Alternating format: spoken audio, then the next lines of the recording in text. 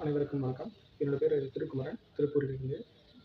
March மாதம் 23ஆம் சனிக்கிழமை சென்னையில் ஒரு வகுப்பில் கலந்துட்டேன். சிங்கிங் போர்ட், பாடும் கிண்ணம் அப்படின்னு சொல்லுவாங்க. அந்த எக்ஸ்பீரியன்ஸும் லைஃப்பில் நிறைய மாற்றங்கள், உடலில் நிறைய மாற்றங்கள் ஏற்பட்டுச்சு. அதை பற்றி தான் ஒரு வீடியோ தான் இந்த வீடியோ. எக்ஸ்பீரியன்ஸ் நோட் பண்ணி சொன்னாங்க. எக்ஸ்பீரியன்ஸ் நோட் பண்ணி நோட்ஸாக வைக்கிறதுக்கப்புறம் இந்த மாதிரி ஒரு வீடியோ போட்டால் நல்லா இருக்கும் அப்படின்னு எனக்கு தோணுச்சு. அதனால தான் இந்த வீடியோ. அந்த சிங்கிங் போர்ட் அப்படின்னா என்னென்னா, இது வந்து அந்த சிங்கிங் போர்ட். இதை பார்த்தீங்கன்னா ஒரு சின்னதாக குண்டாமல் இருக்குது. பட் இந்த விளிம்பில் ஒரு சவுண்ட் வேஷன்ஸ் வருது. இது வந்து அதை ப்ளே பண்ணுற ஸ்டிக் இது கொடுத்துருக்காங்க. என்னென்னா இந்த பாயிண்ட் ஆஃப் இதில் வச்சு இந்த சவுண்ட் வருது.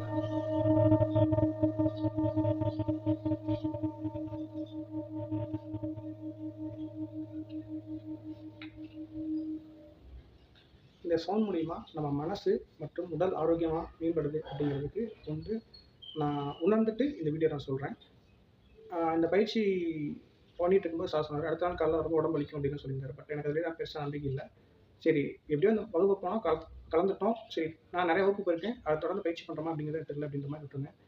இது அடுத்த நாள் காலையில் எந்திரிக்க முடியாது சொல்லியிருந்தாரு. எனக்கு கொஞ்சம் சிரிப்பாக இருந்தது. சரி பார்ப்போம் அப்படின்ட்டு கண்டிப்பாக அடுத்த நாள் காலையில் எந்திரிக்க முடியல. ஞாயிற்றுக்கிழமை காலையில் ரொம்ப டயர்டாக இருந்துச்சு. காய்ச்சல் வந்து அப்படி இருக்குமோ அந்த மாதிரி இருந்துச்சு. அதுக்கப்புறம் சரி ஓகே பார்ப்போம் அப்படின்ட்டு அடுத்த நாள் தொடர்ந்து பயிற்சி பண்ணேன்.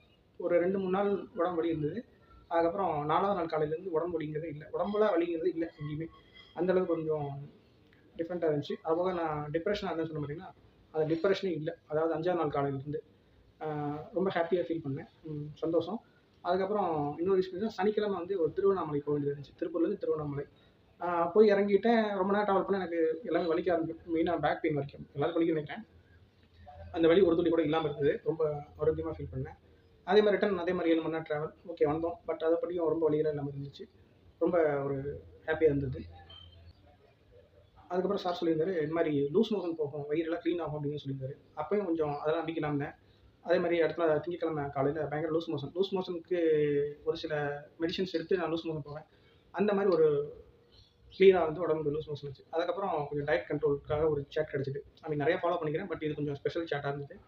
அதை ஃபாலோ பண்ணேன். பட் கொஞ்சம் ஒரு 1½ கிலோ சம்திங் கம்மியாச்சு ஒரு வாரத்தில். பட் அதை இன்னும் ஃபாலோ பண்ணிகிட்ருக்கேன். கம்மியாயிருன்னு நினைக்கிறேன். பார்க்கலாம். அது எந்த அளவுக்கு இதை ஃபாலோ பண்ண முடியும், டயட்டை ஃபாலோ பண்ண முடியும்னு எனக்கு தெரியல. ஏன்னா பல வருஷமாக டயட் ஃபாலோ பண்ணேன். அது ஒரு சில டைமில் ஒர்க் அவுட் ஆகும், ஒரு சில டைம் ஒர்க் அவுட் ஆகாது.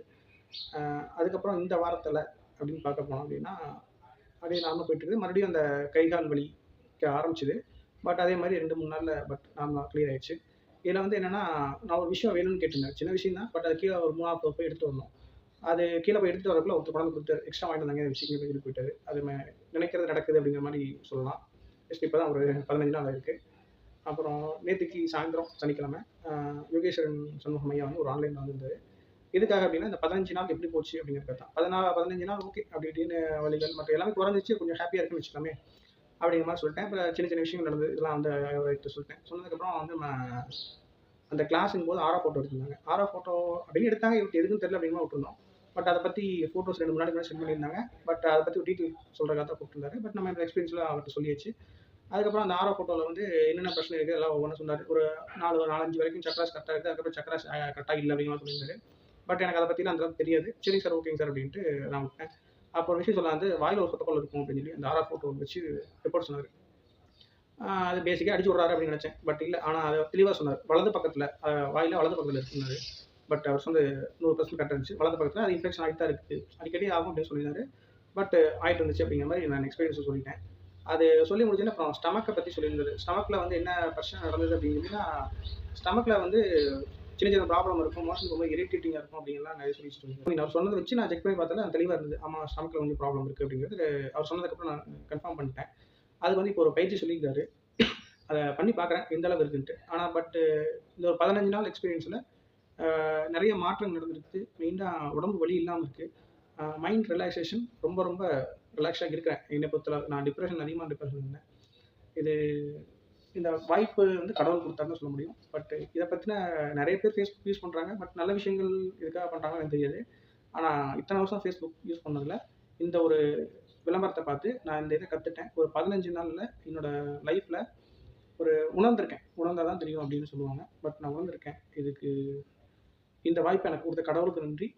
யோகேஸ்வரன் ஐயாவுக்கு மிக்க மிக்க நன்றி.